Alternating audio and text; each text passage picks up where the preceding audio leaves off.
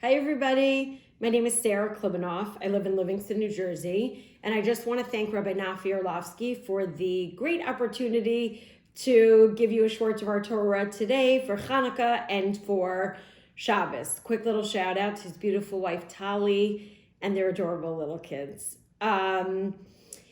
So let's just talk a little bit about Yosef and his brothers. And so if we look back in Parshas Vayeshev, when it talks about Yosef looking for his brothers in the field, it says in Pasuk Tesvav, "Vayimtze'ehu ish v'hinei so'eh basadeh v'yishalehu ish lemar ma tevakesh." That Yosef is looking for his brothers, and he meets this man, and this man basically tells him how to find his way to find the brothers. So Rashi says there, Zeh Gavriel, and he quotes Tanchuma, like he says that it's Malach Gavriel. Okay. The Baal HaTurim says over there, Beishaleo ish b'gematria Malach Gavriel shalo. So he brings down that actually it's equal in gematria to the words Malach Gavriel shalo, and I'm going to explain why that's important. Why was it that it was Malach Gavriel that found him and sent him on his way to find the brothers?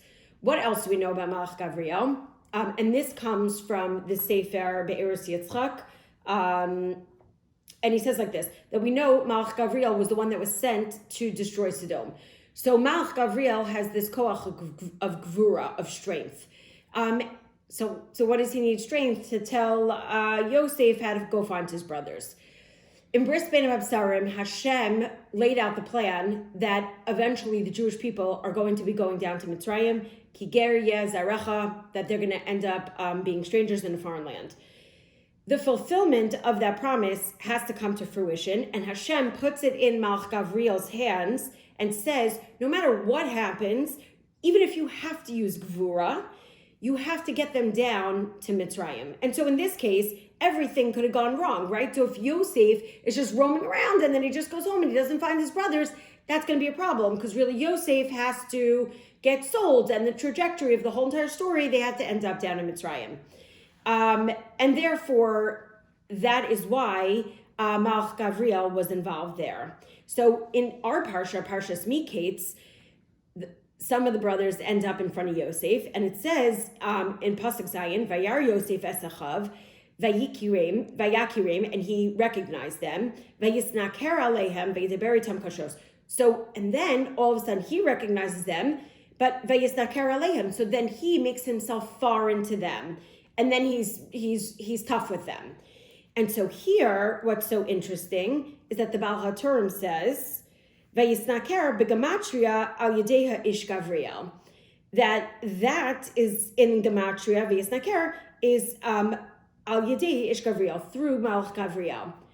So all of a sudden, Malach Gavriel is showing up here again. Why? Because Yosef sees his brothers, and he's overcome with emotion. He misses them. He's so excited to see them.